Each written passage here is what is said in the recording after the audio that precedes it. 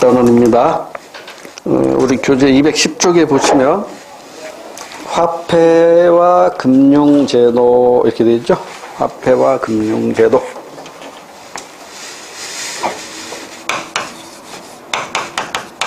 화폐. 다른 말로는 통화라고도 해요. 더 쉬운 말로는 돈이에요. 돈. 화폐, 통화, 돈. 그래서 이게 화폐가 발달되는 과정을 보면 처음에 등장한 게 현물화폐죠.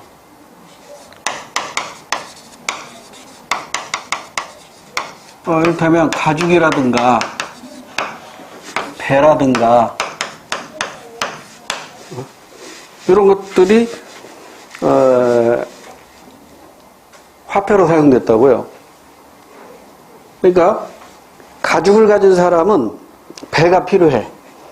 배 가진 사람이 가죽이 필요해. 그럼 두 사람이 만나서 가죽과 배를 교환하면 되겠죠. 근데 그게 만나기가 쉬운 게 아니거든요. 사과 가진 사람은 신발이 필요해. 신발을 가진 사람이 사과를 필요한 사람을 만나야 거래가 이루어지잖아요. 근데 이게 만나기가 어렵잖아요. 그래서 이 물물 교환 경제, 현물화폐에서 이제 등장한 것이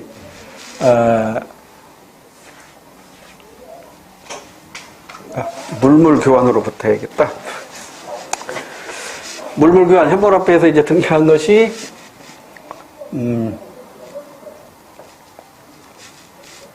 주화, 금속화폐. 간단하게 할게요. 시험 문제 출제되는 범위 내에서.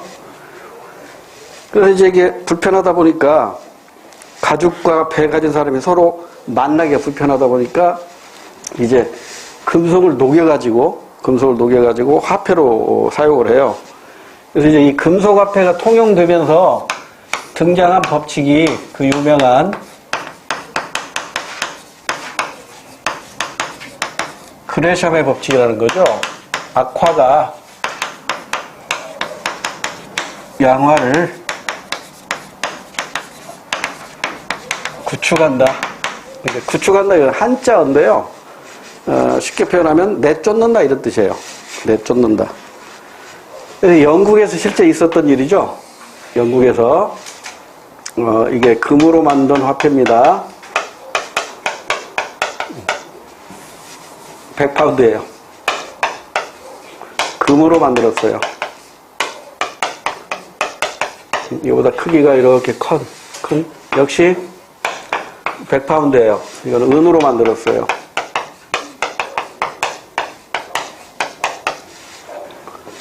이게 같이 통용이 됐단 말이에요. 영국에서. 그런데 불면증에 시달리는 영국의 어느 노인 하나가 등잔불 밑에서 금화를 가지고 장난을 치다가 금화 일부가 녹았어요. 이게 순금이니까 이게 살짝 녹아버렸다고. 열에 약해요. 그러니까 고민하던 이 사람이 이걸 아예 녹여버렸어요. 아예 녹여가지고 이걸 금은방에다가 금으로 판매했더니 120파운드를 주는 거야. 금으로 팔았더니. 흥미를 느낀 이 사람이 이번에는 은화를 녹여가지고 은으로 팔았더니 70파운드를 주는 거야. 그 후에 영국에서는요, 똑같은 100파운드짜리인데, 은화는 존재하는데, 금화는 자취를 감춰요. 다 어디로 갔을까요? 녹았죠. 녹아서 금으로 팔면 유리하니까. 그러니까 이건 액면 가치는 100파운드지만, 실제 교환 가치는 120파운드란 말이에요. 얼마나 좋은 화폐냐고. 양질의 화폐죠. 양질의 화폐죠. 근데 얘는 액면가는 100파운드지만 실제 이것의 교환 가치는 70파운드밖에 안 돼. 이거 나쁜 놈이야. 나쁜 화폐예요. 나쁜 화폐. 그러니까 결국은 영국 내에 이 악화만 살아남고 양화는 사라지게 되더라는 거죠. 그래서 이 영국의 그레샴이 그 유명한 말을 남겼어요. 악화가 양화를 쫓아내더라. 이게 언제 등장한 거예요? 금속화폐가 사용되면서 등장한 거라고. 그러면 이제 금속화폐 다음에 이제 뭐가 등장하죠? 지폐가 등장한단 말이에요, 지폐. 은행권은 100% 뭐예요? 악화예요. 그러겠죠? 그러니까 지금 지구상에 있는 모든 화폐는 전부 악화예요. 그러죠? 그래서 철학적으로 얘기하면 악이 선을 이긴 거야. 그래서 지금 이 세상을 지배하는 것은 악이 지배해요. 선은 쫓겨났어. 여러분이 지금 피해를 보고 있다고 생각하면 여러분은 선한 사람이기 때문에 악인들에게 지금 피해보고 있다 이렇게 생각하시면 돼요. 보상 어디서 받아요? 보상받기 위해서 종교가 생겨난 거잖아요. 여러분 종교에 의해서 보상을 받게 될 겁니다. 그래서 예전에는 이 그레샴의 법칙 가지고도 출제가 된 적이 있어요. 근데 최근에는 거의 안 나옵니다. 출제가 안 되고 있고. 그 다음에 이제 은행권에서 이제 신용화폐로 발전하죠? 신용화폐로 발전하는데 요즘에는 이제 가상화폐까지 이렇게 계속 발전하고 있어요. 전자화폐, 가상화폐, 전자화폐까지 이렇게 발전하고 있다. 여기서 만약에 출제가 된다면, 아직 출제되지는 않았는데, 예전에 수능 같은 데서는 요거 정도는, 그레샴의 법칙 정도는 알고 있어야 돼요. 그레샴의 법칙은 금속화폐가 등장하면서 등장한 새로운 경제 원리였다 정도로 알아두시고요. 그 다음에 이제 이거보다 더 중요한 건 뭐냐면, 화폐의 공급과 수요가 있겠죠. 돈을 공급하는 사람이 있고 이걸 필요로 하는 사람이 있을 거 아니에요. 이제 공급은 두 군데에서 합니다. 하나가 중앙은행에서 공급하는 게 있고요. 일반 시중은행에서 공급하는 게 있어요. 중앙은행에서 공급하는 통화를 본원통화라고 해요. 이 본원통화는 뭘로 구성이 되냐면 주화와 은행권, 지폐죠. 주화와 은행권으로 구성이 돼요. 그 다음에 일반에서 공급하는 통화가 이걸 파생통화라고 해요. 같은 말로 신용, 창조액이라고도 해요. 더 쉽게 얘기하면 은행에서 대출해주죠. 일반 은행에서 대출해주잖아요. 그게 이제 파생통화예요. 그래서 예전에는 이게 이제 계산 문제로도 출제가 됐거든요. 근데 지금은 교과서에서 이 계산 문제가 삭제가 됐어요. 없어졌다고요. 그래서 여기서 이제 계산 문제 나올 게 없고, 중앙은행에서 공급하는 통화가 본원통화. 여기에는 주화와 은행권이 있고, 일반은행에서 공급하는 통화가 파생통화인데, 이건 은행에서 대출해 주는 거다. 신용을 바탕으로 대출해 주는 것이다. 이 정도만 알아두시면 돼요. 그러면 여기에서 대출액이 나왔으니까 이것과 우리가 공부했던 지급준비금 기억나시나요? 우리 중앙은행에서 양적 조절 수단 중에 지급준비율 정책이 있었잖아요. 그러면 지급준비율이 높을수록 대출률은 낮아지는 거라고 그랬죠. 지급준비율이 낮을수록 대출률은 높아지는 거라고 그랬죠. 그러니까 이 대출액은 무엇에 의해서 결정된다? 이것은 무엇에 의해서 결정된다?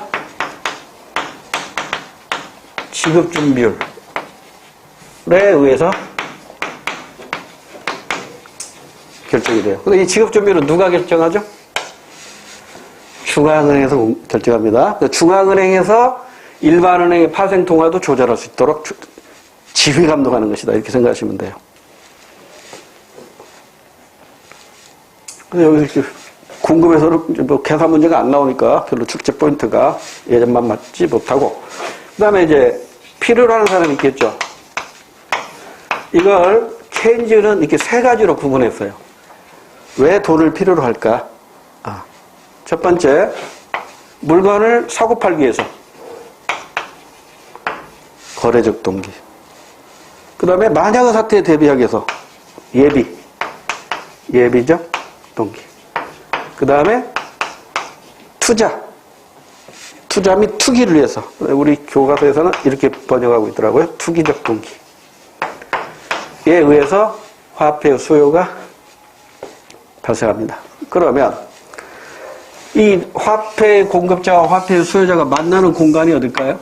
얘들 어디서 만나요? 금융시장에서 만나겠죠? 그러잖아요.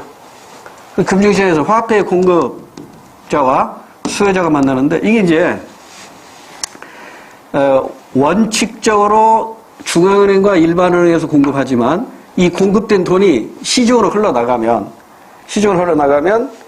이제 시중에서 돈을 필요로 하는 사람과 돈을 가지고 있는 사람이 서로, 그러니까 수요자와 공급자로서 만나겠죠. 그 만나는 공간이 바로 금융시장이라고. 그런데 이 자금을 공급하는 사람은 가계와 기업만 놓고 본다면 자금의 공급은 주로 가계가 저축을 통해서 금융시장에다가 공급하겠죠.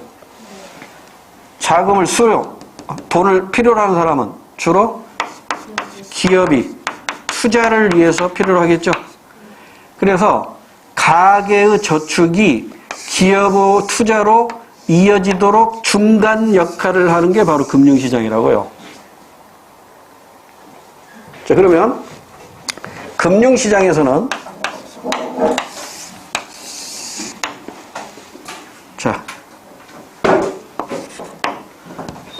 자금의 가격입니다. Price of 자금. 돈의 가격이에요. 이 돈의 가격을 뭐라고 해요? 금리 또는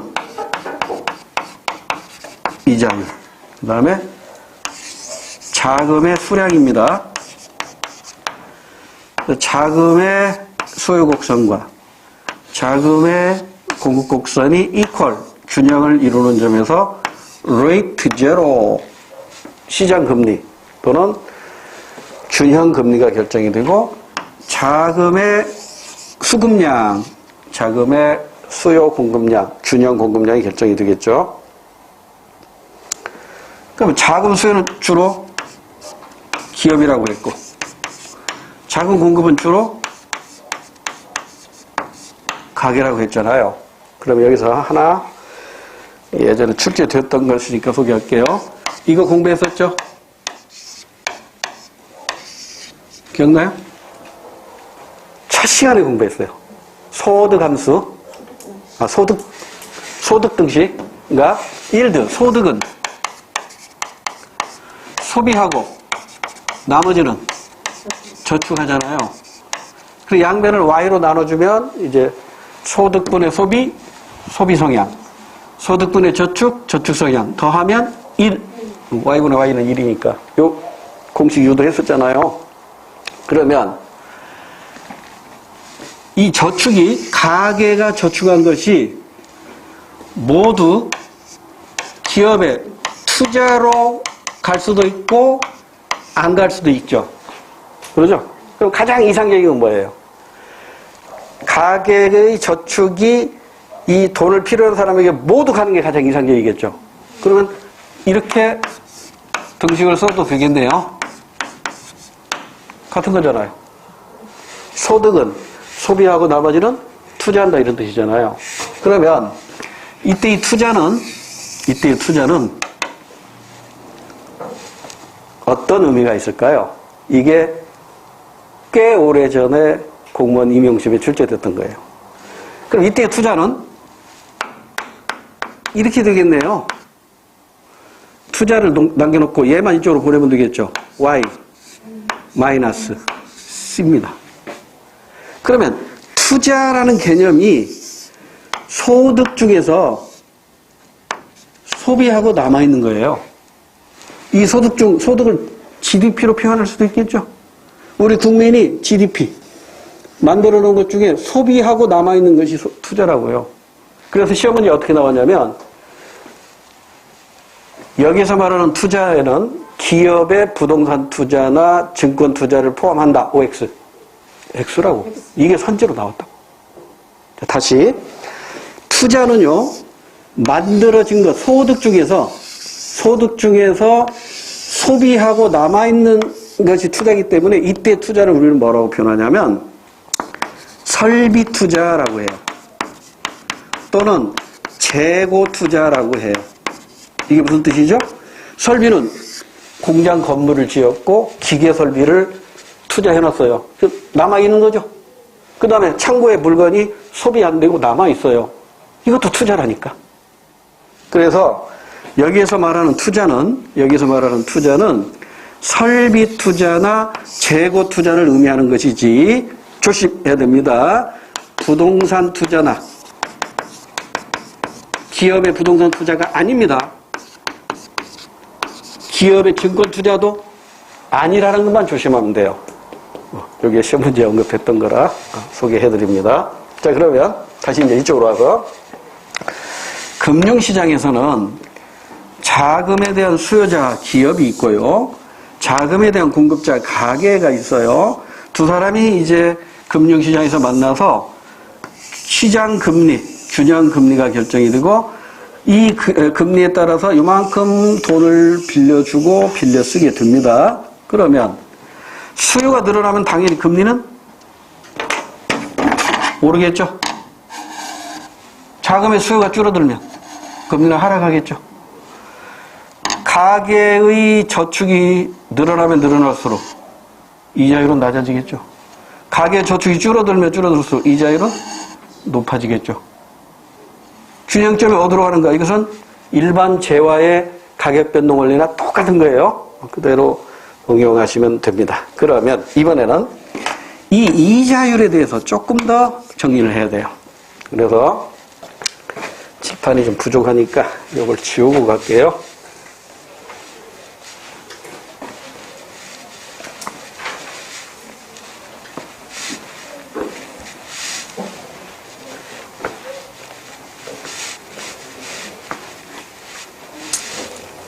자, 금융시장에서는 자금의 수요와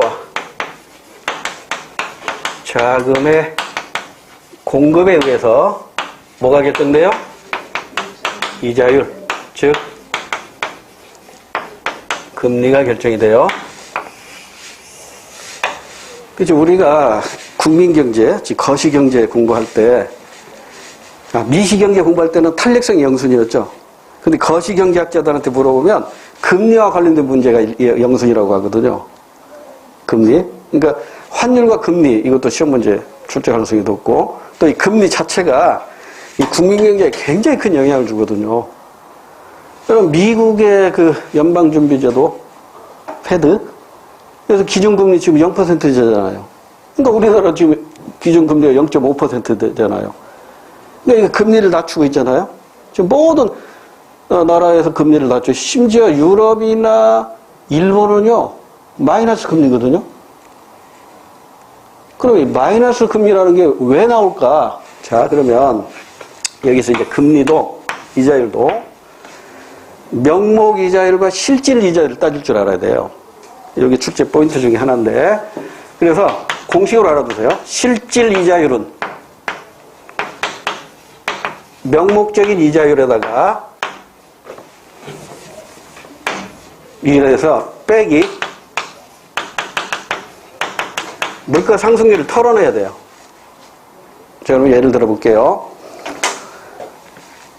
지금 재형저축, 옛날에 한때 인기가 높았는데 지금 좀 시들합니다. 재형저축의 금리가 꽤 많이 줘요. 명목이자율이 한 5% 정도 듭니다. 꽤 많이 주는 거라고.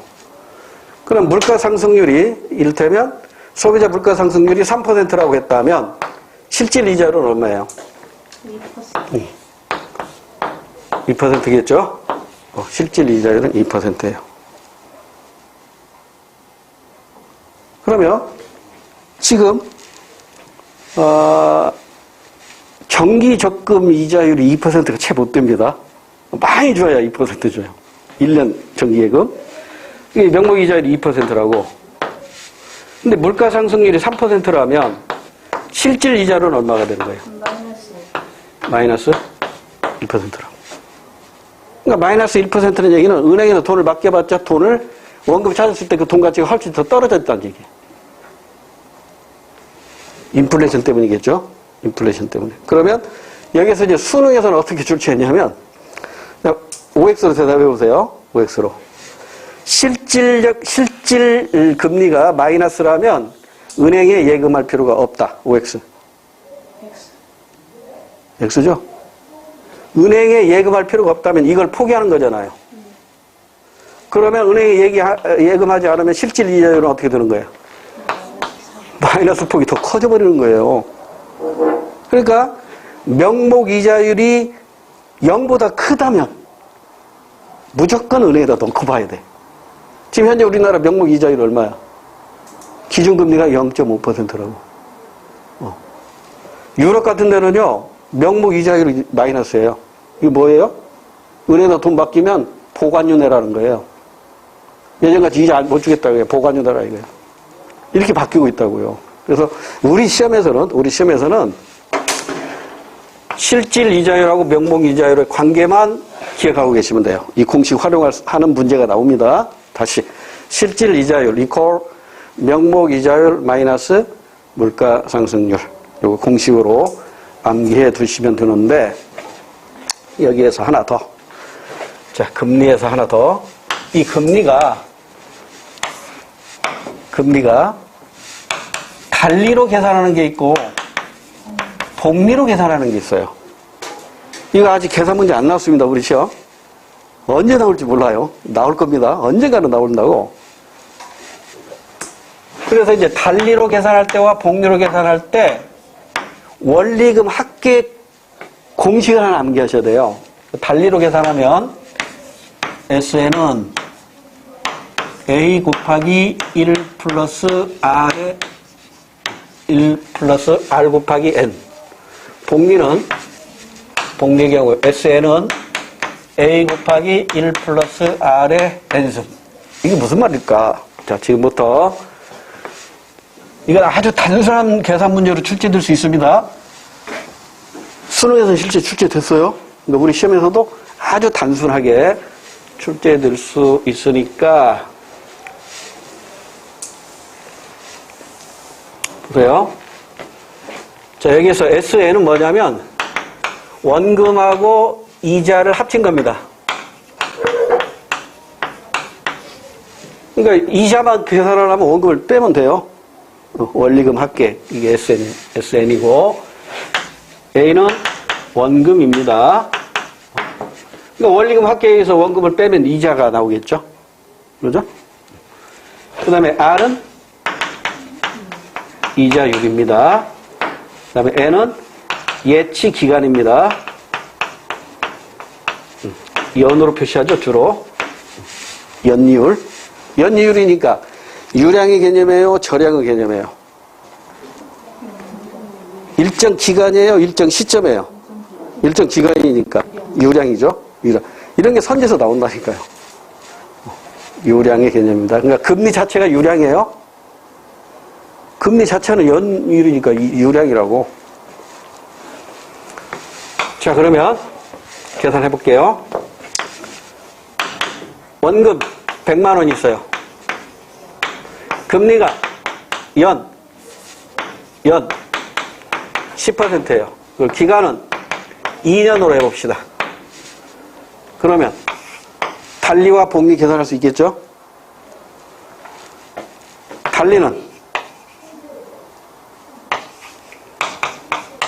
달리의 경우, 그 다음에 복리의 경우, 달리의 경우는 바로 나오죠? 100만 원에 연 10%니까 1년에 10만 원, 2년이니까 120만 원이네. 바로 계산되잖아. 120만 원. 어떻게 되는 거야?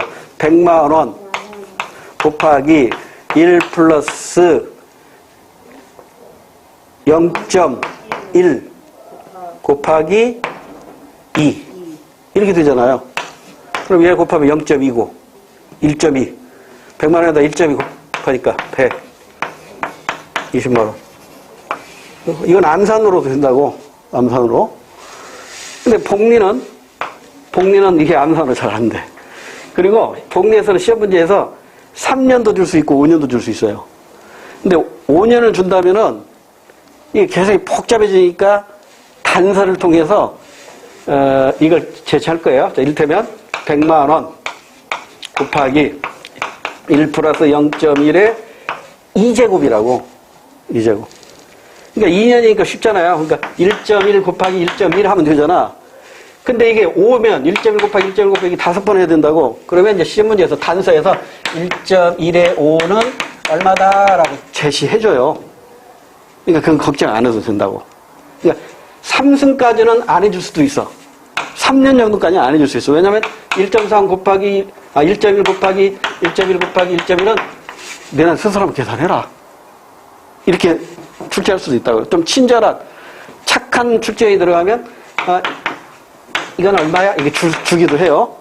그러니까 우리는 이거 뭐 그렇게 큰 문제가 되는 건 아니니까. 그럼 이게 1.1의 2승이니까 계산되죠? 121 나오나? 1.1 곱하기 1.1이니까 1.1 또 1.1 이렇게 되잖아요. 그러면 1.21 1.21이네. 1.21이니까 121만 원. 그러니까 복리는 뭐냐면 1년 후에 이자가 붙은 것이 또 2년 갈 때 그 이자에 또 이자가 붙는 거예요. 근데 달리는 원금만 이자가 붙지 이자에는 이자가 안 붙어요. 그러니까 여러분이 저축하는 사람 입장에서는, 예금하는 사람 입장에서는 달리가 유리해요, 복리가 유리해요? 복리가 훨씬 유리합니다. 그래서 복리로 줄 때는 이자율이 달리보다 높게 줄까요, 적게 줄까요? 적게 줍니다. 근데 시간이 지나면은 역전돼 버려요. 그래서 이걸 그래프로 표시하면 타임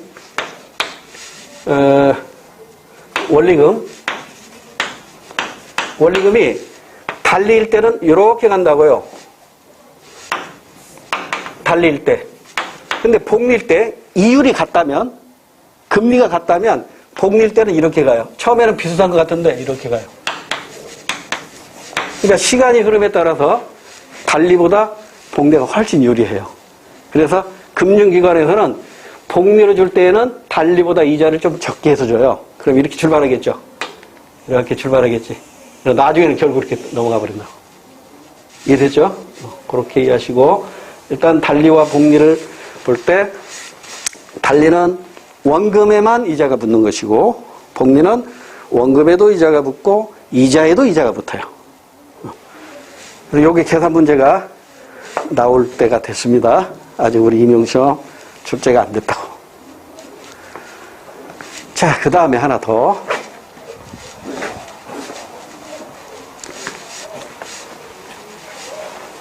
지금 금융시장이 나왔는데, 자, 금융시장은 유형을 한번 보자고요. 두 가지로 나눠서 볼 수가 있어요. 금융시장은 가게가 금융시장에다 돈을 공급했어요. 기업이 금융시장에서 돈을 빌려갔어요. 그런데 이를테면 여러분이 내가 돈을 줬더니 누가 가져갔는가를 알 수 있는 시장이 있고 알 수 없는 시장이 있어요. 여러분, 일반 은행은 어때요? 일반 은행은 내가 은행에다 예금을 했어요. 누가 내 돈 빌려갔는지 알아볼라? 모른다고요. 근데 여러분이 주식시장에 가서 주식을 샀어요. 내가 삼성전자 주식을 샀어요. 그럼 내 돈이 어디로 간 거야?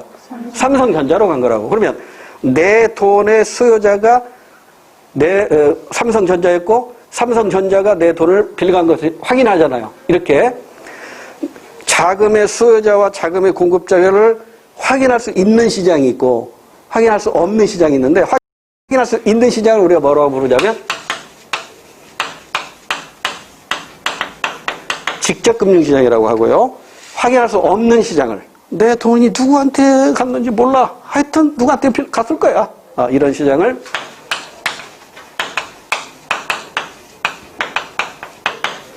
간접금융시장이라고 해요. 근데 시험 문제에서는 사례를 가지고 출제하거든. 이건 우리 지방직에서 출제가 됐어요. 자, 여러분, 직접금융시장. 자금의 수요자가 공급자를 확인할 수 있는 시장. 대표적인 게 주식시장, 채권시장. 이걸 묶어서 증권시장이라고 하죠. 주식시장이라든가 채권시장. 시장. 이게 직접금융시장이고, 또 있죠. 여러분이 주식시장에 가서 직접 삼성전자를 사거나 아니면 현대자동차를 살 수도 있지만 주식 투자에 조금 초보자들은 잘못 주식 투자했다가 폐가 망신할 수 있거든요. 그러니까 내 돈을 당신이 좀 맡아서 주식을 투자하건 채권을 투자하건 수익증권을 통해서 소득을 좀 발생시키면 당신이 스스로 얼마 띄어먹고 나머지 나한테 수익금 주세요. 이걸 우리는 펀드라고 합니다. 펀드.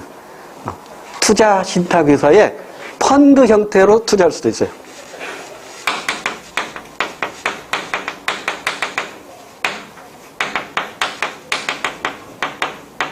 펀드 등의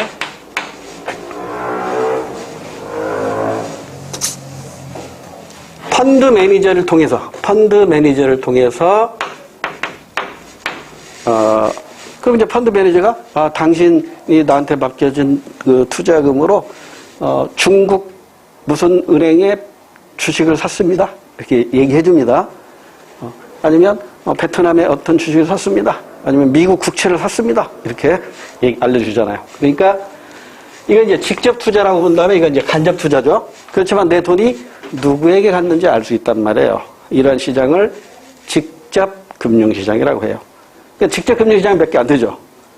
여러분이 알고 있는 직접 금융시장 이 정도만 알고 있어도 되고 대부분은 이제 간접 시장이죠. 이제 시중의 은행 내 돈 누구한테 갔는지 모르잖아요. 그렇죠? 우체국에서도 돈 받잖아요. 새마을금고, 농협도 은행이죠. 수협. 또 뭐가 있을까? 우리 책에 보면 뭐 있나? 나머지 보험회사들.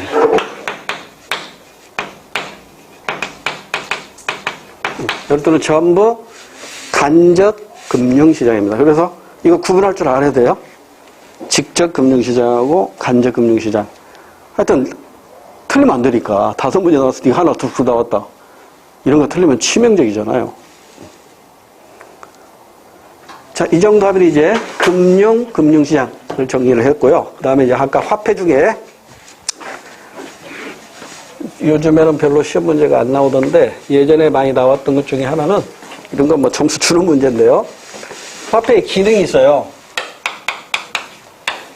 두 가지로 나눠봐야 돼요.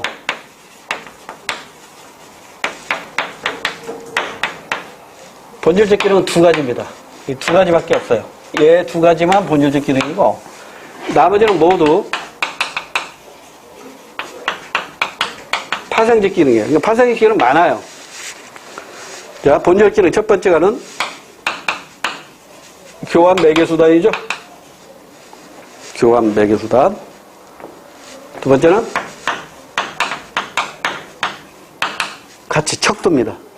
이 두 가지가 화폐의 가장 본질적인 기능이고 나머지 이를테면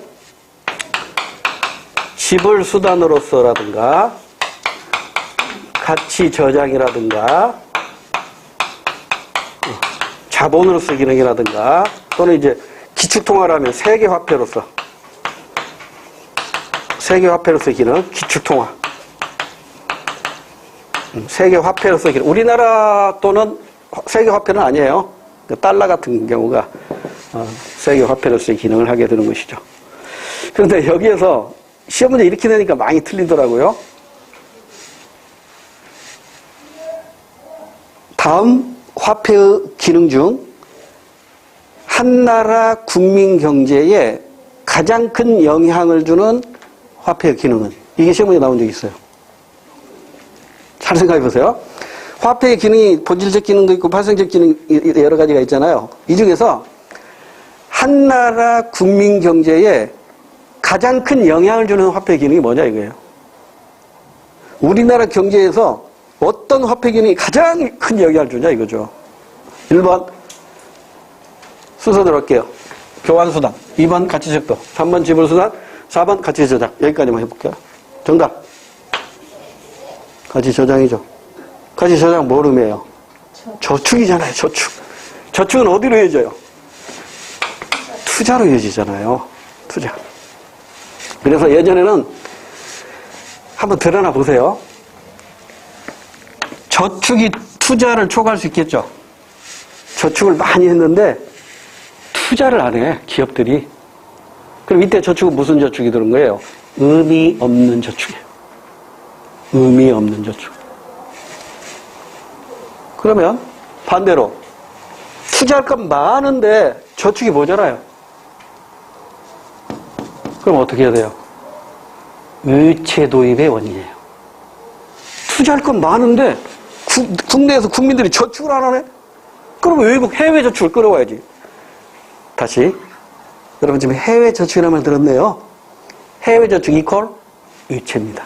그러니까 국내 저축이 부족하잖아요. 이 말은 뭐다? 투자할 건 많은데 국내 저축이 부족하다는 얘기는 해외 저축을 끌어오는 거예요. 해외 저축 이퀄 의체라고. 그러니까 의체가 어느 때 늘어나게 돼요? 국내 저축이 부족할 때. 국내 저축이 부족하니까 의체를 끌어오는 거라고.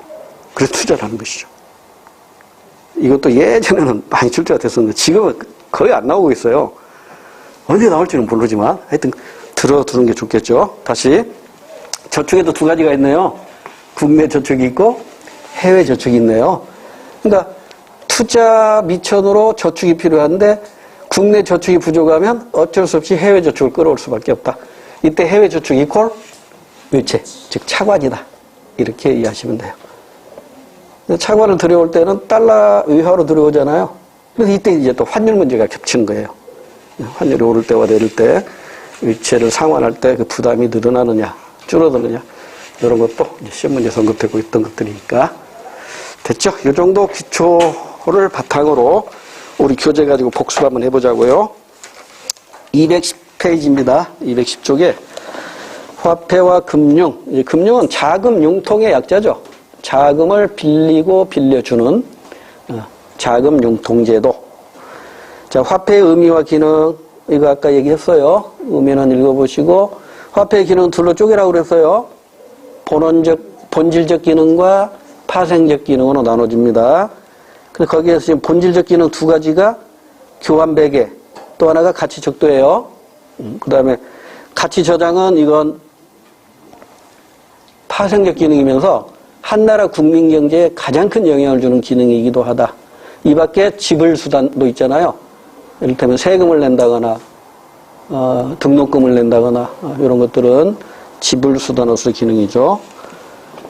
그 다음에 이자의 의미와 계산 방법. 이것도 얘기했죠. 이자율 또는 금리 같은 말인데요. 자, 이자의 발생 거기 나와 있네. 일정 기간 돈을 빌려 쓴 경우에 발생한다. 여기 기간이란 말이 있죠. 일정 기간이니까 유량이라는 거죠. 이율. 금리는 이자는 항상 일정 기간을 단위로 하는 유량. 영어로는 플로우의 개념이다. 이렇게 소개했어요. 그 다음에 이자율 계산 방법, 달리와 복리.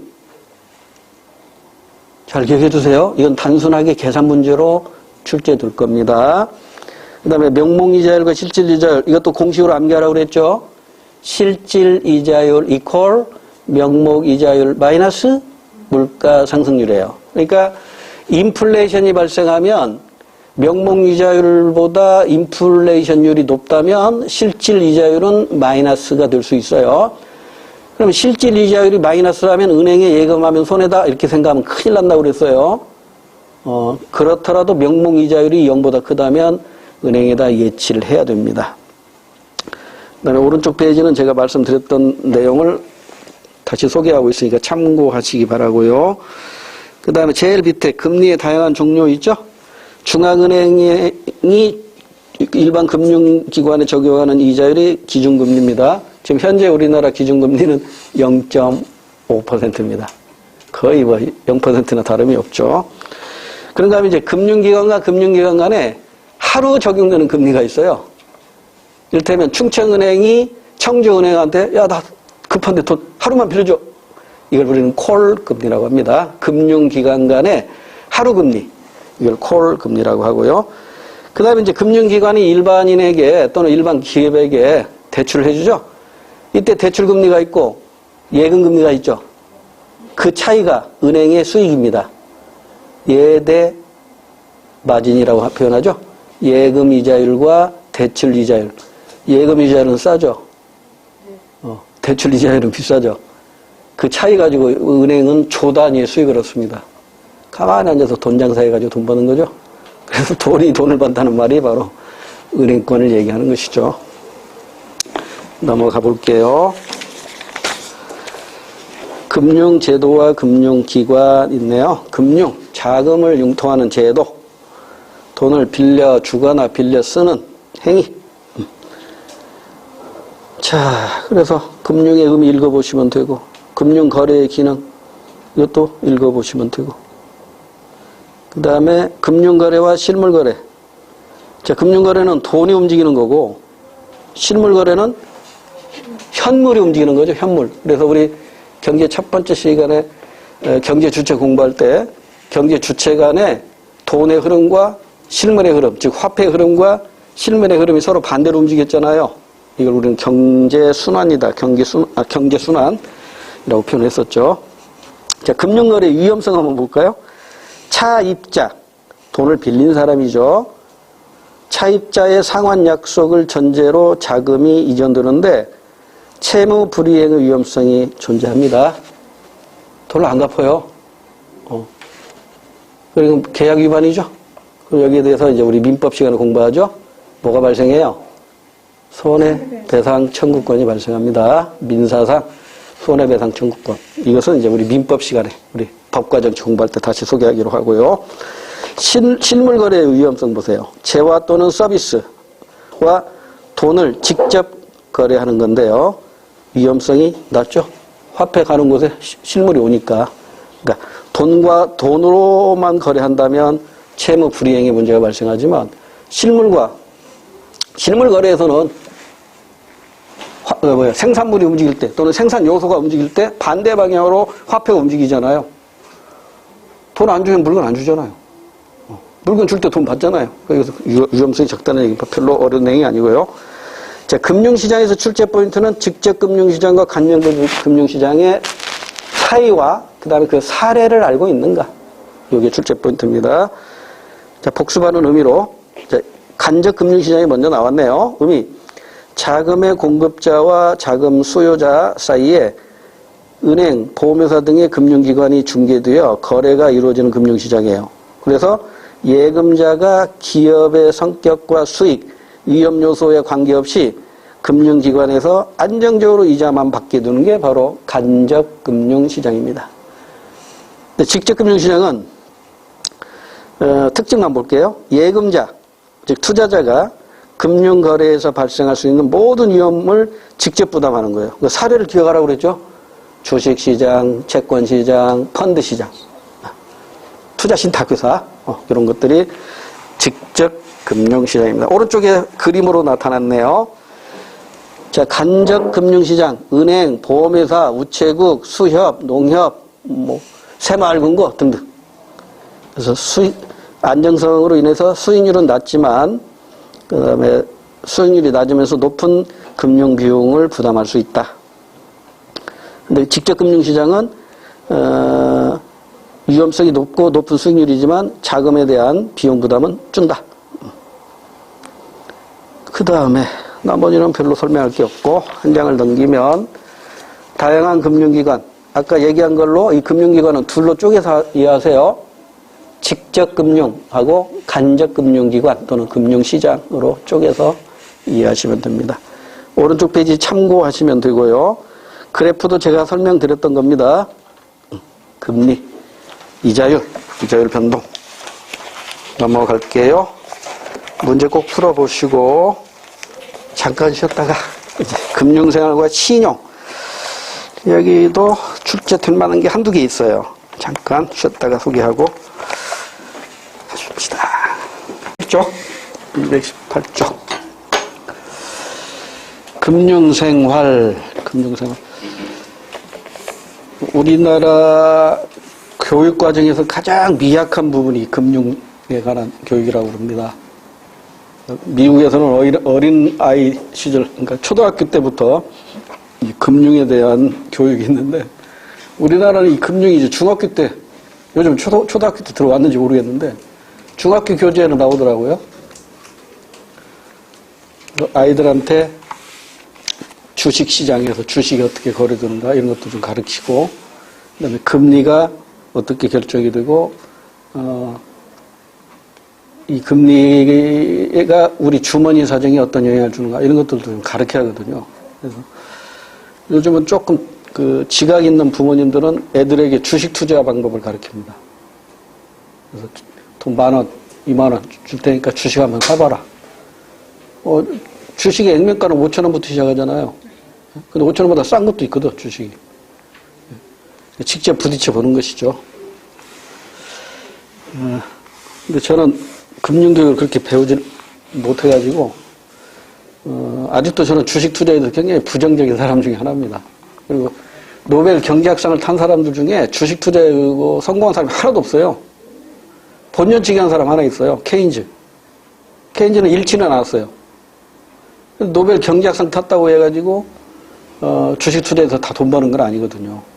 그러니까, 이 주식하는 머리가 또 따로 있는가 봐요. 제 주변에 보면 주식에서 돈 벌었다고 하는 사람 하나도 없어요. 폐가 망신한 사람만 있어요. 그러니까 주식 투자하기가 겁나는 거야. 그리고 개미는 죽게 됐다 이렇게 얘기하잖아요. 주식시장에서. 기관 투자자들이 이 주가를 조작해버리니까. 그러니까 아직 우리나라는 주식시장이 미약하다는 거예요. 거름화 상태죠. 그러니까 이제 주식시장이 어느 정도 완성이 되고 발달되었다면, 선진국 수준이 된다면 얼마든지 주식 투자해서 자기 능력과 소득을 올릴 수도 있잖아요. 근데 아직은 우리나라 주식시장이 그렇게 활성화되어 있지는 않다. 이걸 생각하면서 일단 금융생활, 돈을 빌리고 빌려 쓰는 생활이죠. 여러분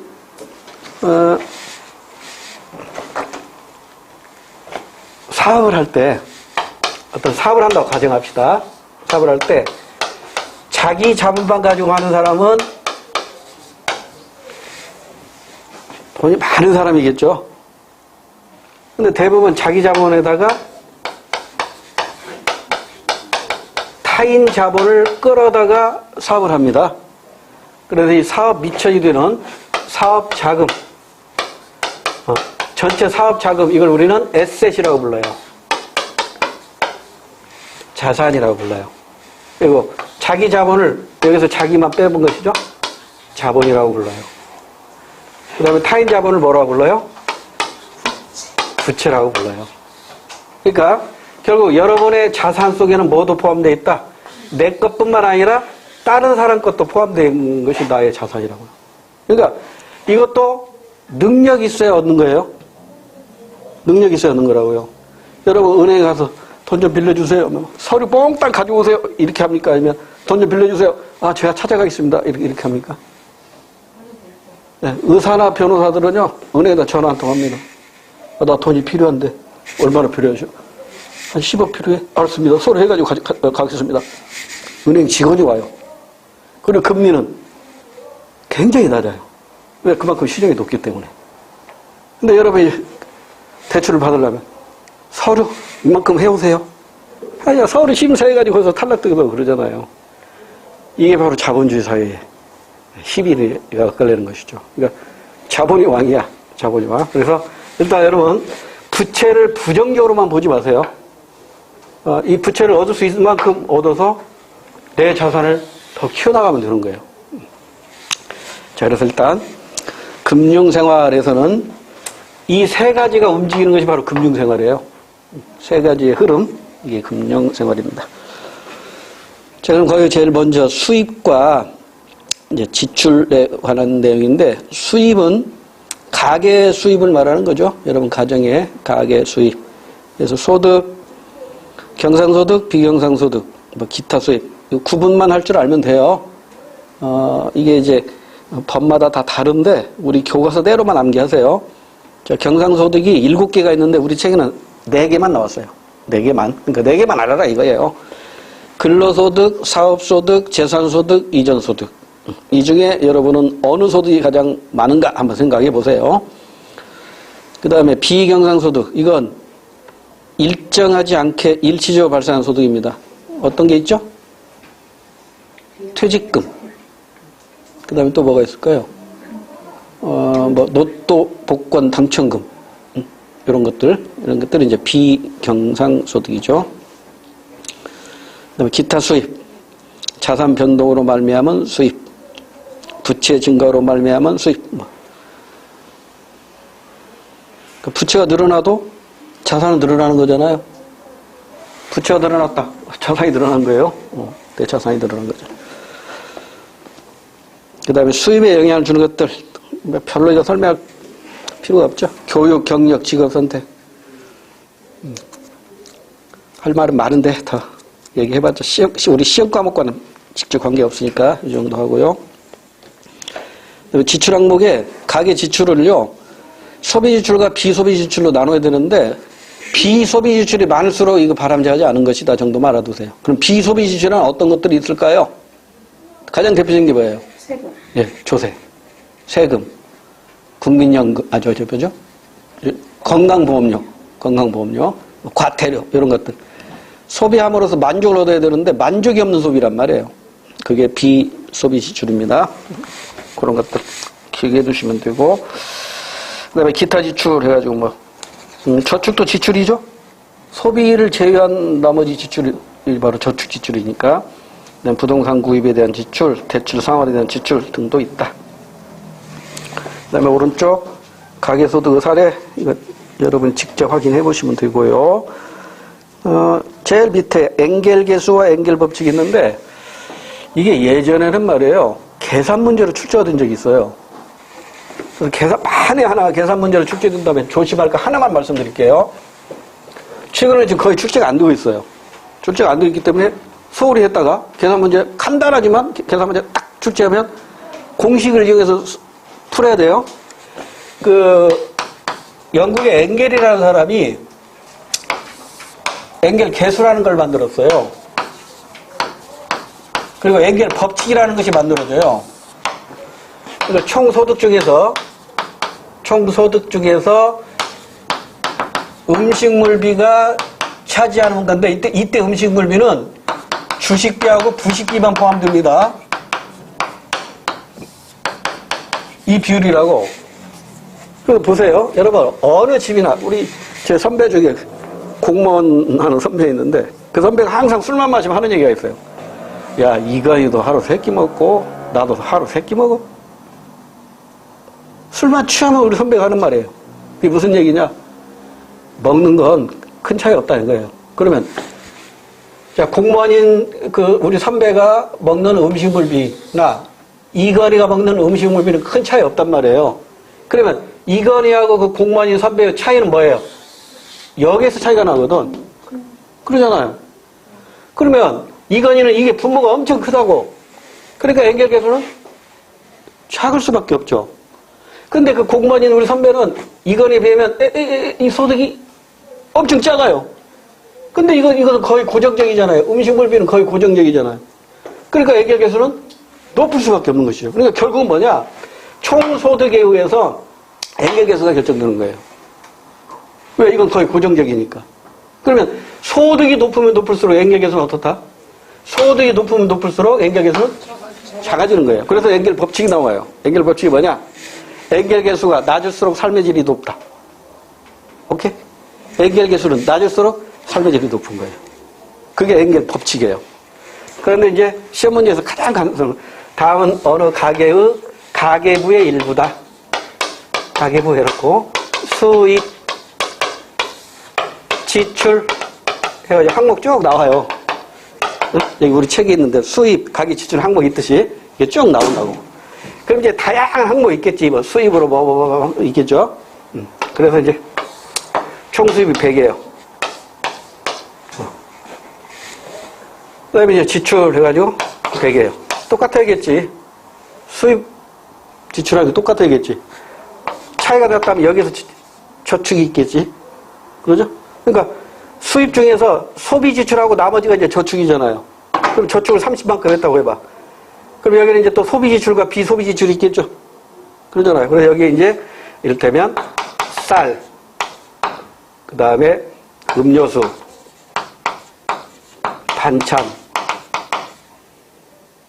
쌀 얼마 아까 30, 음료수 10, 반찬 20, 그 다음에 아버지 술값 얼마 남았어요? 10, 40, 60? 딱 100인가? 딱 100이죠? 자, 이걸로 연결계수 계산해 보세요.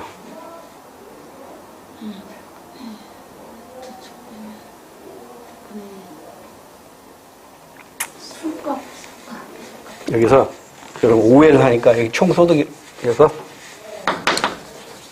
총 생계비로 암기하세요. 총소득하면 오히려 오해할 것 같아요. 총생계비. 그래서 가장 핵심적인 것은 총생계비가 이게 수입이죠. 여기서 저축 빼야 이게 생계비입니다. 생계비는 70이에요. 이게 첫 번째 함정. 첫 번째 함정. 100으로 하면 큰일 납니다. 저축을 털어내야 돼요. 그 다음에 쌀, 음료수, 반찬, 술값 이거 전부 입으로 들어갔죠. 입으로 들어갔으니까 음식물이라고 하면 큰일 납니다. 음료수, 술값은 문화비에 속해요. 오직 주부식비, 쌀하고 반찬만 여기에 해당되는 거예요. 그럼 얼마예요? 40이에요. 50이구나. 이렇게 된다고요. 이렇게 해서 시험 문제가 예전에 출제가 됐었어요. 그러니까 자, 연결계수 계산할 때 첫 번째 조심할 거. 분모에 총수입에서 뭘 털어내야 된다? 저축 털어내야 된다. 그 다음에 입으로 들어가는 것 중에 음료수나 보약이나 술값은 들어가서는 안 된다. 이건 문화비에 해당되지 주부식비가 아닙니다. 요것만 조심하면 돼요. 만에 하나 나온다면 조심해라 이 말이에요. 아직까지는 거의 출제가 되지는 않고 있습니다. 근데 사실 연결계수보다 우리나라에서는 휴가배 계수가 더 중요해요. 휴가배 계수. 이것도 하나 혹시 모르니까 하나 비교해 두세요. 옛날 구교과서에 있었던 거야. 그러니까 구교과서에 있었던 것이기 때문에 혹시 또 몰라 이것도 비교 형식으로 출제할지. 휴가배 계수는 뭐냐면 분모는 똑같아요. 분모는 똑같은데 분자가 달라. 분자는 여러분 아파트에 사신다면 몇 평 아파트에 사십니까? 그 아파트에 살면서 들어가는 주거 비용이 얼마나 드나요? 서울에서 30평 아파트에 주거하는 사람들은 계산해보니까 5성급 호텔에서 숙박하는 비용을 지불하고 생활하는 거래요. 그만큼 주거비 비중이 엄청나게 크다는 거예요. 그럼 삶의 질은 어떻게 될까요? 떨어지죠. 그냥 집 한 채 있는데 거기에 뭐 각종 세금 붙지, 집 사는데 또 대출 받으면 이자 나가지. 그래서 그냥 허덕이는 거야. 그래서 집 가진 가난뱅이들이 얼마나 많아요. 하우스 푸어. 그래서 우리나라는 연결계수보다는 휴가계 계수. 그러니까 이 주거비가 이게 엄청 더 높아지잖아. 우리나라는 생계비 중에서 주거비가 차지하는 비중이 엄청 높다고. 그러니까 휴가배 계수도 엄청 높아요. 그러니까 연결계수하고 휴가배 계수의 공통점이 뭐예요? 낮을수록 삶의 질이 높아요. 낮을수록. 이제 먹고 살 만큼 배가 부르잖아요. 그래서 우리나라에서는 이게 연결계수보다는 오히려 휴가배 계수 때문에 이게 휴가배 계수가 높아서 우리나라는 삶의 질이 낮은 거라고. 그 정도까지만 알아두시면 웬만한 시험 문제는 다 커버가 됩니다. 넘어갈게요. 그 다음에 220쪽에 저축과 투자 이렇게 돼 있죠? 저축. 현재의 지출은 이건 소비일 것이고 미래에 대한 지출이 저축이겠죠. 그 저축도 미래에 대비한 투자 일종이다 이렇게 이해하시면 되고 아까 얘기한 대로 여기에서는 시험 문제가 나왔던 것이 이거예요. 소득은 소비 플러스 저축인데 이 저축은 투자로 이어진다고 그랬죠. 그래서 이게 저축과 투자가 같을 때 이때가 가장 이상적이라고 했어요. 근데 이제 이게 반대로 이렇게 되면 어떻게 된다고 그랬어요? 투자할 것보다 저축이 많아요. 이때 이 저축은 의미 없는 저축이에요. 의미 없는 저축이 되고. 만약 이렇게 된다면 어떻게 돼요? 투자할 것 많은데 저축이 부족해요. 그럼 이제 해외 저축을 가져와야 돼요. 외채 도입이 됩니다. 해외 저축도 외채 도입하게 된다. 따라서 이때 이 투자는 결국 아까 얘기했죠. 설비 투자와 재고 투자를 의미하는 것이지 부동산 투자나 이게 시험에 나왔던 거를 제가 소개하는 거예요. 부동산 투자나 주식 또는 증권. 그 회사에서 나름대로 증권 투자하잖아요. 부동산 투자도 하고. 이 투자는 아니다. 그러니까 이 투자의 개념 속에는 부동산 투자나 증권 투자의 개념이 포함된다 하면 이건 틀린 거라고. 이게 시험에 나왔던 거라고요.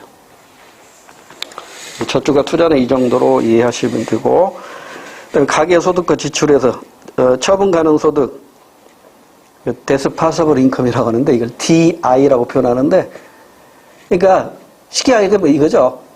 내가 받은 소득 중에서 피 털고 똥 털고 다 털 거 털고 내 주머니에서 내 마음대로 쓸 수 있는 돈, 이게 바로 처분 가능 소득, 다른 말로 가처분 소득이라고 해요. 가처분 소득. 그러니까 중요한 것은 가처분 소득이 얼마냐, 이게 중요하겠죠.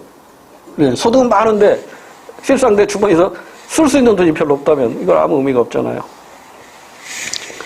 그래서 우리 책에는 처분 가능 소득, 가처분 소득이란 가계의 소득에서 비소비 지출을 뺀 거예요. 그러니까 비소비 지출은 적을수록 좋은 거죠. 조세라든가 건강보험료라든가 뭐 이런 것들, 과태료라든가. 뭐 흑자 이거 읽어보면 되고, 그다음에 자산과 부채 아까 얘기했죠. 자산 안에 부채가 포함되는 겁니다. 자산 안에 부채도 자산이에요. 부채도 자산. 그러니까 여러분 대차대주표라고 요즘 재무상태표라고 하나? 원어로는 밸런스 시트인데 옛날에는 이게 제가 공부할 때는 대차대주표로 공부했는데 지금 명칭이 바뀌었다고 하더라고요. 재무상태표인가? 바뀌었대요. 왼쪽을 이제 차변이라고 하고 오른쪽을 대변이라고 해요. 이게 회계학 용어입니다. 그러니까 여기에는 이 그릇이 항아리가 크게 두 개가 있어요. 이건 차변 쪽에는 이게 자산이라는 항아리입니다. 내가 사업을 통해서 운영할 수 있는 돈의 양이에요. 내가 이 사업을 통해서 얼마를 가지고 사업을 운영한다. 그런데 이 중에 내 것이 자본인 것이고 다른 사람 것이 뭐예요? 부채가 되는 것이죠. 그러니까 이게 1월 1일 기준으로 했어요. 자, 그러면 여기 한번 해보세요. 이 재무상태표는, 이거 옛날에 대차대주표라고 했어요. 대차대주표는 유량이에요, 저량이에요? 저량. 1월 1일 기준이잖아요. 저량이라고, 저량. 그런데 이제 12월 1일이 됐어. 내가 이제 사업을 했겠지, 1년 동안.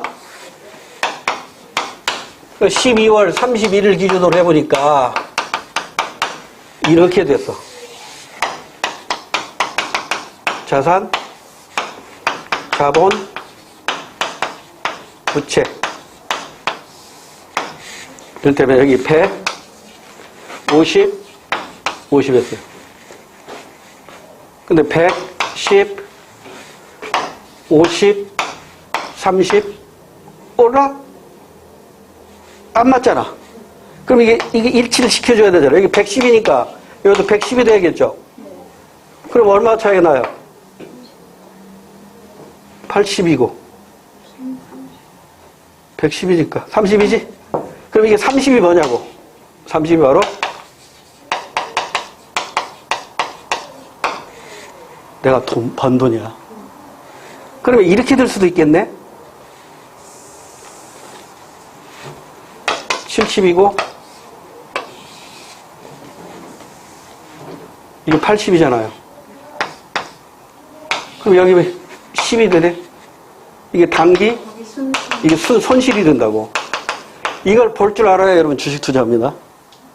네? 이거 매년 발표해요.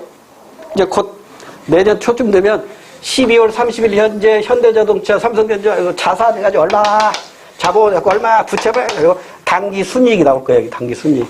단기 순이익이 나왔다. 이런 회사에다 투자하면 큰일 납니다. 단기 순이익이 얼마인가? 이거 봐야 된다. 순이익이 많으면 많을수록 배당금도 많이 받은 것이고 주가도 많이 오르는 것이니까 이거 매년 공표하도록 돼 있어요. 12월 1일 절약으로 개념으로 이해하시면 됩니다. 자, 됐고요. 그 다음에 이제 신용이 나왔네요. 신용. 돈을 빌려 쓰고 약속한 대로 갚을 수 있는 능력. 여러분, 신용 평가 어떻게 돼요? 공자는 사람을 평가할 때 셋으로 평가해야 돼요. 이 사람은 싹 믿을 수 있는 사람, 그저 그런 사람, 절대 믿으면 안 되는 사람, 이렇게 구분하면서 이걸 또 셋으로 구분했어요. 상, 중, 하. 상상, 상중, 상하. 그래서 총 9단계로 사람을 평가했어요. 여러분은 어디에 속해요? 지금 우리나라 은행에서는 신용 등급을 1등급부터 10등급까지 신용 종합하면 나오잖아요. 여러분 신용 등급 알고 계시죠? 몰라요? 알 수 있어요. 개인적으로 신용 등급 알려면 간단하니까.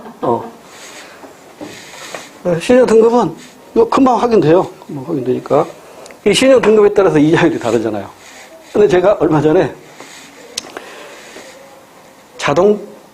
자동차 보험료 있잖아요.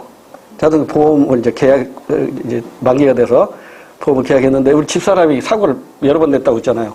근데 따따블이 돼버렸어, 보험료가. 따따블이에요. 그 보험이 부시고 나갔더라고요. 100만 원이 안 내던 것이 이제 200만 원 정도 나와버려요. 아니, 굉장히 부담이 가는데. 그래서 어쩌서 할부를 했다고요. 할부를 했더니 바로 신용정보에서 나한테 뭐라고 하냐면 할부도 신용을 깎아먹는 원인입니다. 될 수 있으면 할부 거래하지 마십시오. 이렇게 나오더라고요. 저는 현재는 신용 등급이 1등급이에요. 1등급인데 그 점수가 아슬아슬해. 언제 2등급으로 떨어질지 몰라. 그러니까 그게 문자가 딱 날라오더라고요. 할부로 거래하는 것은 신용을 낮추는 원인이 되니까 될 수 있으면 할부 거래하지 말라고 이렇게 나오더라고요. 그럼 이제 등급이 떨어지면은 은행에서 대출받을 때 이자율이 높아져요. 그러니까 이 신용 관리 잘해야 돼요. 그러니까 할부 거래하지 말고, 그 다음에 그 현금 서비스도 웬만하면 받지 말고. 이게 다시 신용에 영향을 준다고요. 이 정도로 하고요. 그러니까 여러분 책 한번 읽어보세요. 신용과 빚 이런 거 읽어보면 되고. 아직 시험 문제 나온 적 없어요. 신용 가지고. 넘어갈게요. 대출도 한번 읽어보시면 되고. 할부와 신용카드 이거 시험 문제 나온 적이 없으니까 그냥 심심할 때 시사적인 내용이니까 한번 읽어보시고. 카드 웬만하면 안 쓰는 게 좋은데 어쩔 수 없이 카드 한두 장씩 갖고 다니잖아요. 카드 갖고 다니다 보니까 왜 안 써야 할 돈도 자꾸 써지더라고요. 그 부자들은 카드 안 갖고 다닌다고 하더라고요. 현찰 갖고 다닌다고 하더라고요. 그 다음에 신용회복 지원 절차 이것도 한 번도 시험에 나온 적이 없어서 이런 게 있구나 정도만 알아두시고요. 넘어가서 자산관리 수단인데 여러분 로또 복권 사보셨죠? 저도 몇 번 사본 적이 있어요. 근데 제일 많이 된 것이 5만 원짜리 한 번 된대요. 그게 4등인가요? 5만 원 한 번 됐어요. 기분이 좋아가지고 5만 원 다시 재투자하겠거든요. 하나도 안 되더라고. 근데 제가 몇 번 수업 시간에 얘기했었는데 미국에 가서 유학을 하다가 적응을 못한 녀석이 이제 한국으로 왔단 말이에요. 근데 그 중에 한 놈이 하나, 내가 그 반을 하나 담임을 맡은 적이 있어요. 한 1년간. 근데 그 중에 한 녀석이 항상 뒤에 와요. 늦게 와가지고 뒤에 앉아. 그리고 공부하는 자세가 영 아니야. 혼자 막 뭐 편지를 쓰는지 메모를 하는지 나를 쳐다보면서 메모하는 게 아니라요. 지가 뭐 다른 걸 막 메모를 하면서 내 눈치를 슬금슬금 보는 거야. 그래서 수업 시간 눈에 딱 들어오거든요. 그래서 수업하다가 말고, 야, 이런 거 여기까지 정리했으니까 다음 페이지 문제 3개 있다. 자, 문제 3개 한번 지금부터 3분 이내에 풀어봐. 시작! 했다고. 애들 이제 문제풀이 막 시작해요. 뒷점 딱 치고 뒤로 갔죠. 그 녀석이 벌써 내가 가는 거 하고 눈치는 빠른 새끼야. 바로 뭔가를 숨기더라고. 책상 밑으로 뭔가를 탁 숨기고 문제 푸는 척 하더라고요. 그래서 책을 딱 그 밑에 있는 뭔가 이렇게 딱 쏠려. 숨기 안 돼요! 그런 거야. 이 새끼야 가만히 있어. 딱 가서 1회부터 최근까지 로또 복권 1등 당첨금의 당첨 번호를 통계를 내고 있는 거야. 어이가 없더라고요. 야, 이 새끼야. 너네 집, 그렇게 침밥포 살거든요? 너네 집 부자인데, 뭐, 이런 거, 어? 엄마한테 용돈 달라면 다 주고, 학원비 달라면 다 주는데, 뭐 하는 짓이냐, 이 새끼야. 공부만 하고. 엄마하고 상담 좀 해야겠다. 아, 선생님, 왜 그러지 마세요. 그런 거야. 아니, 네 말은 내가 믿을 수 없고, 엄마, 아빠 말은 들었는데, 내가 전화 한번 해야겠다. 그러면서 이제, 그 녀석한테, 그날이 금요일이었을 거예요. 아, 토요일 했나? 하여튼, 그래서 이제 그걸 알았고, 그 녀석이, 그날 그러더라고요. 야간 자율수를 하고 가야 되는데, 좀 일찍 가야겠대요. 왜 그러니까 피곤해서 그런데요. 뭐 하지라고 피곤하냐. 아, 요즘 이렇게 몸이 컨디션 안 좋아. 핑계를 대는 거예요. 그런데 엄마, 부모님 허락을 받아야 되니까 전화를 했어요. 내가 지금 조퇴한다는데 자율학습 안 하고 끊어줄까요? 어쩔 수 없어요. 선생님, 이번만이라도 한 번만 끊어주세요. 제가 한번 달래볼게요. 공부하도록. 끊어줬어요. 월요일날 일찍 와라. 체력 관리 잘하고. 선생님, 저 월요일날 안 올 수도 있어요. 그러는 거예요. 왜? 로또 복권 당첨되면 안 올 거예요. 딱 그런 거야. 제가 어이가 없어가지고, 너는 오늘부터 학원 제적. 너 같은 정신 상태 있는 새끼는 내가 데리고 있을 필요가 없어. 때는 하고 가. 오늘부터 우리 반 제적. 엄마한테도 그렇게 얘기할 거야. 올해 오지 마, 이 새끼야. 엄마한테 전화가 왔어요. 얘가 월요일날 학원 안 올 수도 있대요. 로또 복권 당첨되면 안 온대요. 부모님, 죄송합니다. 잘라야겠습니다. 이런 정신 상태로 내가 데리고 있을 수 없으니까 단단히 각오를 받아놓고 보내시거나 아니면 보내지 마세요. 전화 끊었어요. 월요일날 눈이 빨개 가고 왔어요. 너 이 새끼 우리 반에서 잘리는데 왜 왔어 이 새끼야. 선생님 죄송합니다. 어제부터 밤새도록 잠을 한숨도 못 자가지고 힘든데 왔어요. 선생님 공부할 거예요. 너 말 믿어도 되냐? 예. 너도 복권 안 됐지? 됐어요 그런 거야. 됐어?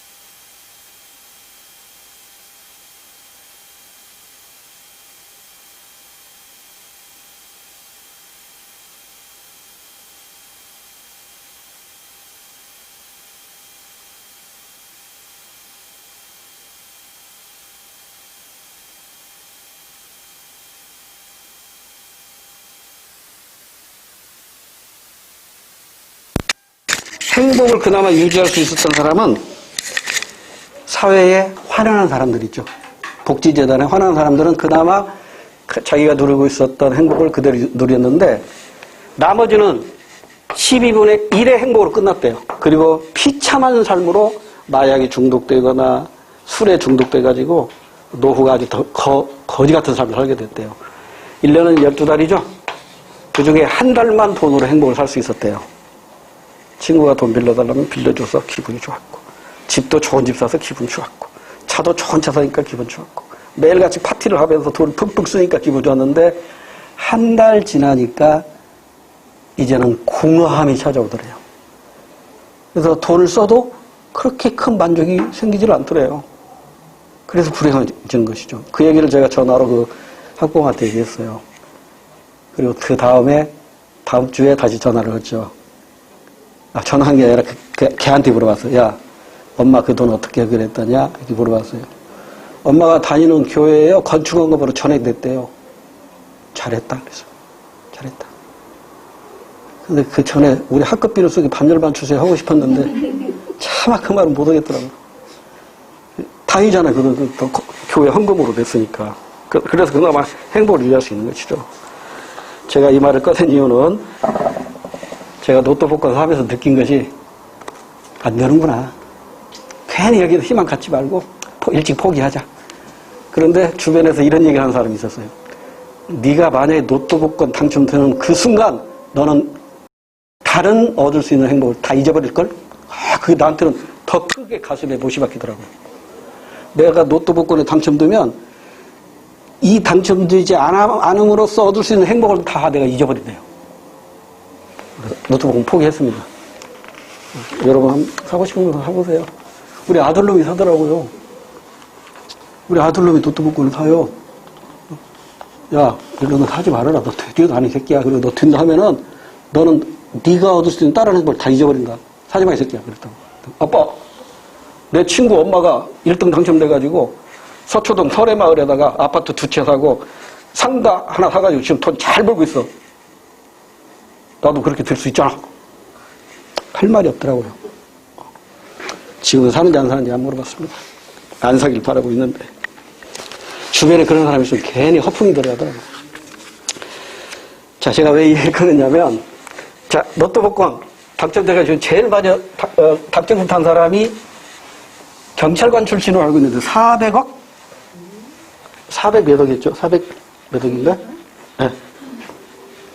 40억인가? 400억일 거예요, 400억. 그 경찰관이 저 강원도 어딘가 가다가 그 복권을 샀는데 그게 몇 번 당첨이 안 돼가지고 이렇게 누적이 됐어요. 누적이 돼가지고 우리나라 최고의 당첨 금액이 400 몇 억이에요. 그걸 탔는데 그 사람 지금 이민 갔더라고요. 그 당첨돼가지고 타워팰리스에서 뭐 소문으로 들었는데요. 살다 타워팰리스를 그 동생하고 같이 사가지고 거기 살았는데 그 소문이 나니까 제 로또 복권 당첨돼갖고 여기 산대. 소문 나니까 애들이 왕따 당하는 거야. 그러니까 한국에서 못 사니까 미국으로 이민 갔다는 이야기를 저도 소문으로 들었습니다. 자, 만약에 여러분이 400억 원의 로또 복권에 당첨됐다고 합시다. 그리고 어떻게 할래요? 자, 우리 오늘 기분 좋게 한번 해봅시다. 자, 400억 있어요. 이거 어떻게 할래요? 쪼개야 됩니다. 이걸 우리는 포트폴리오라고 그래요. 포트폴리오라는 건 뭐냐면, 어원상의 의미는 몰라도 되고요. 서류 어쩌고 몰라도 되고, 포트폴리오라는 건 뭐냐면, 자산 3분법으로 이해하시면 돼요. 포트폴리오. 가장 쉽게 얘기하면, 자산을 가지고 있을 때 여러분이 셋으로 쪼개가지고 투자하는 방법이에요. 그러면 그 셋으로 쪼갤 때, 제일 먼저 여러분이 생각할 것은 내 돈을 투자할 때 얼마나 안전한가 이걸 판단해야겠죠. 가장 안전한 건 뭐예요? 예금이겠죠. 정기 예금이건 요금을 예금이건 예금. 두 번째는 수익성이에요. 내가 투자했는데 남아야잖아 돈이. 주식과 같이. 떼돈 벌기는 주식이 괜찮잖아요. 근데 망할 수도 있어요. 세 번째는 황금성 또는 유동성이라고도 하고 현금성이라고도 해요. 황금성이 있어야 돼요. 대표적인 건 현금이겠지. 그래서 여기다가 이걸 넣어도 되겠다. 부동산. 부동산은 제일 안전하죠.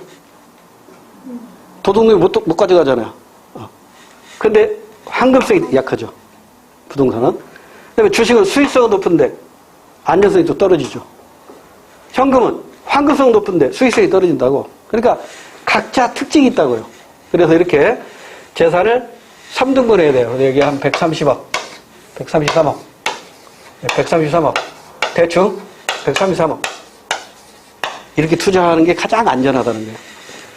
야, 현금 133억 다 가지고 있으면 진짜 부를 거 없죠? 네? 은행 예금 통장에 133억 있어봐요. 평생 먹고 사는 지자가 없다고. 여기서도 따박따박 임대료 나올 것이고, 여기서는 이 주식 투자를요, 단기로 하지 않고 장기로 하면 무조건 수익성 나옵니다. 배당금 나오잖아요. 세월이 지나면 그 회사는 커지게 돼 있으니까. 자, 이게 이제 포트폴리오입니다. 그러니까 이 포트폴리오에서는 수익과 위험을 두 가지를 대비해서 자산을 분산 투자하자는 거예요. 자, 그럼 다시 우리 교재로 올게요. 226조. 자산관리의 위험 해가지고, 위험. 수익을 기대하고 자산을 구입하는 투자는 미래의 불확실성으로 인해 이익이 날지 손해 날지 알 수 없어요. 그 위험에 대한, 위험도 일종의 기회비용이죠.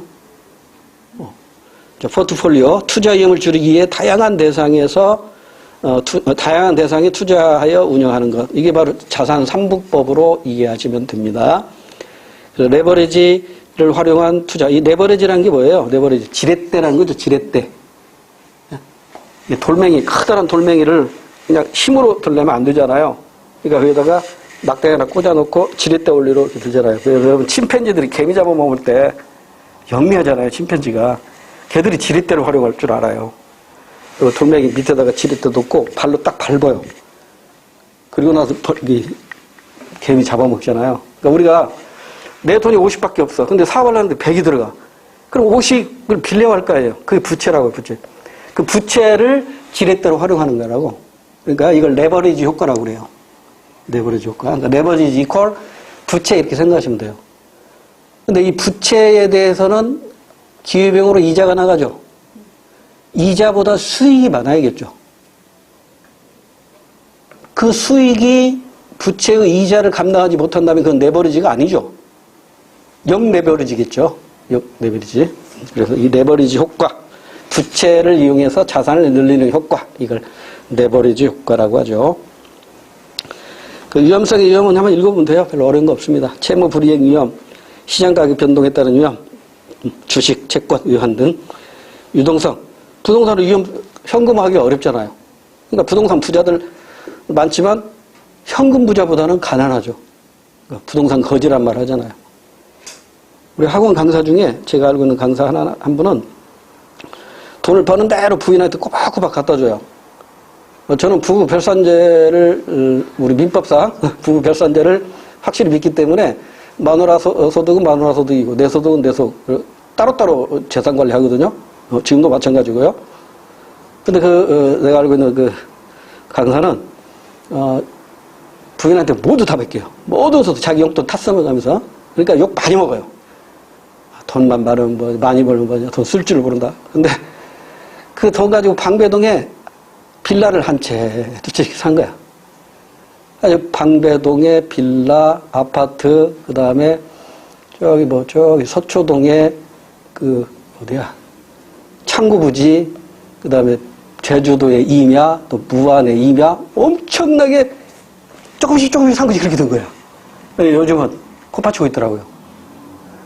몇 년 전만 하더라도 세금이 1억 정도 나왔대요. 재산세, 종합부동산세. 근데 지금은 1억이 더 훨씬 넘어가기 때문에 팔라고 해도 사갈 사람이 별로 없는 거야. 아주 지금은 전화도 잘 안 받아요. 그렇게 되더라고요. 부동산 부자가 완전히 거지 돼버렸어요. 부동산만 많지 현찰이 없다니까. 그렇게 되더라고요. 그래서 세상은 그래서 공평할지도 모르는데. 자, 어쨌건, 이렇게 유동성, 부동산은 유동성 위험이 있다는 거. 그 다음에 뭐 인플레이션 위험. 현금 예금은 어때요? 인플레이션 때 완전히 헐값이 되잖아요. 그 다음에 자산관리 기본 원칙. 이걸 뭐라고 해요? 자산 3분법. 자산은 3개로 쪼개서 나눠 투자해라, 관리해라, 이런 얘기입니다. 안전성, 수익성, 유동성, 또는 현금성, 또는 황금성. 아까 얘기했던 것이고요. 오른쪽에 포트폴리오 그림이 나와 있죠? X축과 Y축이 뭐라고 써 있는가 그것만 보세요. 수익과 뭐예요? 위험이죠? 수익이 크면 위험도 커요.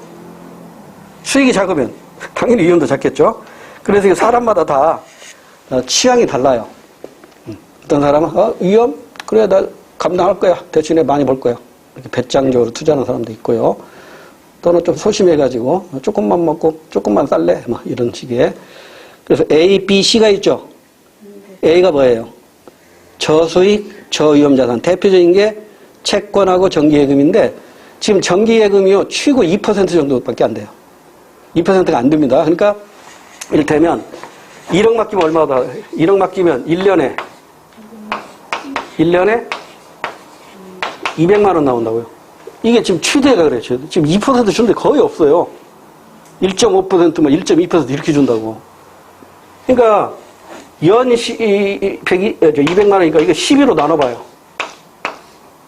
200만 원도 못 든다고요. 20만 원도 못 돼요. 그러니까 지금은 뭐 현금 가지고 있어봤자 아무 의미가 없다니까요. 은행에다 예금해봤자 아무 의미가 없어요. 예전에는 뭐 IMF도 20% 했거든요. 그러면 1억 넣으면은 2천만 원 나왔어요. 1년에. 그럼 2천만 원이면 11로 나누면 그래도 100몇십만 원 되잖아요. 160만 원 정도 되잖아요. 그러면 10억 넣으면 1600만 원이라고. 그럼 괜찮았죠. 근데 지금은 아니라니까. 그 정기예금이나 채권이라는 게, 저 뒤가 다시 나오니까 다시 소개할게요. 이 채권은, 이 채자가 돈을 받는다는 뜻이죠. 돈을 빌려주고 돈을 받을 권리가 이 채권입니다. 돈 빌려준 사람이 돈을 받을 수 있는 권리가 채권인데, 여러분이 이제 돈을 빌려주고 국가에도 돈을 빌려줬어요. 그럼 국가로부터 발행하는 국가의 채권을 하겠죠? 그게 국채예요, 국채. 지방자치단체나 공공기관에 돈을 빌려주고 채권 받죠? 차용증 받잖아요. 그게 공채예요, 공채. 그러니까 묶어가지고 이제 국공채라고 하잖아요. 그런가 하면 여러분이 삼성전자의 주식을 사는 게 아니라 삼성전자가 회사채를 발행하기도 해요. 회사채 발행하면 이제 이자를 주겠죠? 그걸 이제 회사채라고 해요. 회사채. 그래서 국채, 공채, 회사채 이걸 통틀어서 채권이라고 하는 거예요. 채권. 그러니까 채권은 항상 채권의 수익은 뭐에 의해서 결정돼요? 이자율이 얼마냐에 따라 결정되는 거라고. 채권의 수익률은 내가 이 채권을 1년 만기 채권일 때 이자를 얼마 주느냐 이거 보고 사는 거잖아요. 그러죠? 그럼 조금 난이도를 높이면은요 이런 문제가 나올 수 있어요. 한번 풀어보세요. 채권 이자가 올라가고 있어요. 그러면 기존 채권의 가격은 올라갈까요? 내려갈까요? 채권의 가격은. 좀 어렵죠?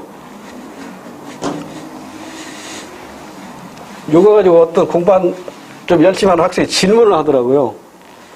문제 풀다가 그런 문제가 나오더래. 질문을 하더라고요. 그래서 그 대답은 이거예요.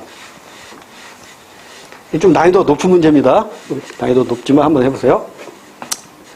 자, 삼성전자에서 또는 정부에서 여기 국채를 발행하고 회사채를 발행하잖아요.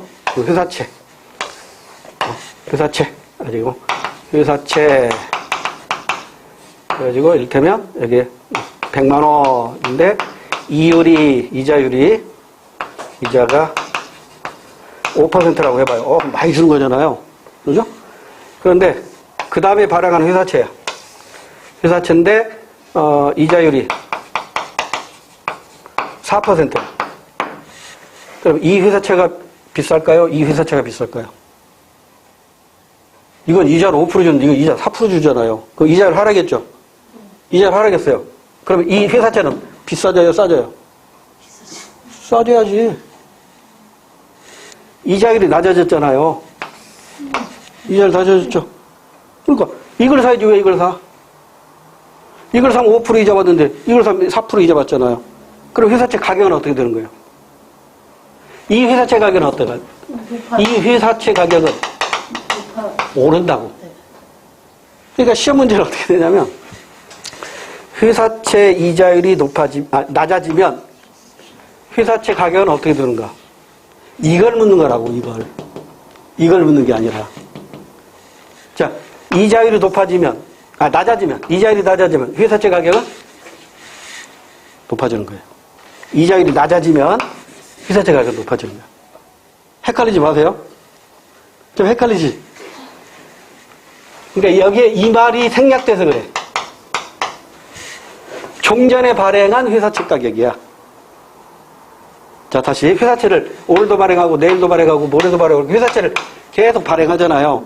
근데 이자가 계속 내려가고 있어. 그러면 얘들 회사채 가격은 어떻게 되냐고? 높아진다 얘기야. 왜? 이자가 비싸니까 얘들 회사채 가격이 비싸진다고. 그러니까 이게 이렇게 설명을 해야 되는데 이런 말을 다 빼버리고 이렇게만 출제한다고. 다시 이자율이 낮은 회사채를 발행할 경우에 회사채 가격은 높아집니다. 기존에 발행했던 회사채 가격, 회사채 이자율이 높기 때문에 그렇단 말이에요. 지금 몰라도 돼요. 나이도가 꽤 높은 거라 지금 몰라도 되고.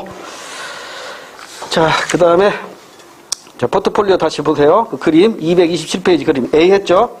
채권과 정기예금은 수익이 낮은 만큼 위험도 낮아요. 국가에서 보장해주고 정부에서 보장해주고 지방자치단체에서 보장하는 거니까. 그 다음에 이제 C는 수익이 높은 만큼 위험도 높아요. 가장 대표적인 게 주식이죠. 주식으로 떼돈 벌었다고 하는 사람도 많지만 패가 망신하는 사람도 많아요. 그러면 C, B 정도면 뭐가 있을까? 지금 거기 안 나와 있잖아. B에 뭐가 있을 것 같아요? 내가 주식 투자를 하고 싶은데 주식 투자해서 떼돈 벌고 싶은데 내 능력으로는 그렇게 안 될 것 같아. 그러면 전문가에게 맡겨서 투자하게 하고 거기서 수익 받아내면 되겠죠? 그럼 보다 수익도 좀 높고 위험도 조금 줄이는 거잖아요. 펀드입니다. 펀드. 간접 투자. B에 해당되는 게 바로 펀드. 이 펀드에는 또 아직 이 펀드가 시험에 나온 적은 없어요. 일반 펀드가 있고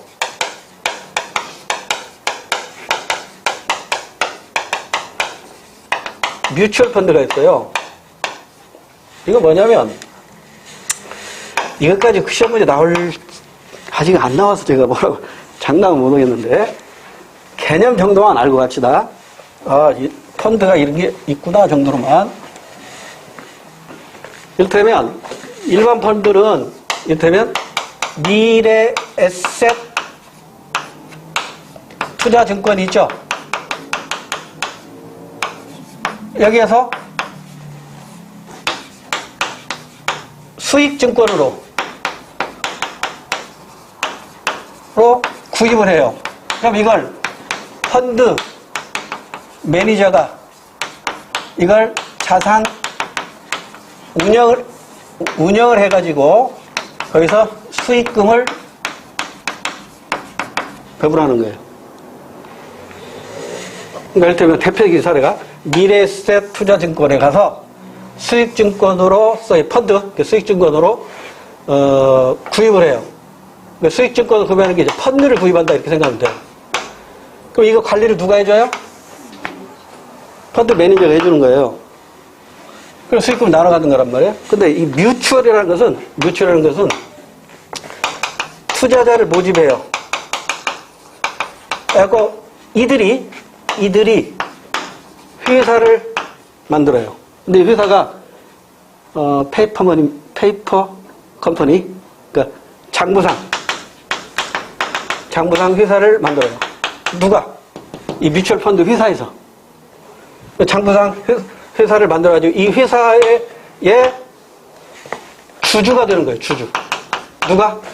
투자자가 이 회사의 주주가 돼요. 그래서 이 주주로서 배당금도 받고 수익금도 받는 것이죠. 더 깊이 할 필요 없어요. 펀드는 간접 투자구나 정도만 알아두시면 돼요. 내가 직접 투자 못할 때 펀드 매니저나 아니면 펀드 회사를 만들어가지고 그 수익금, 전문가에 의해서 수익이 발생했을 때 나눠 갖는 거다 정도로만 알아주시면 됩니다. 그 다음에 227페이지 예금자 보호제도.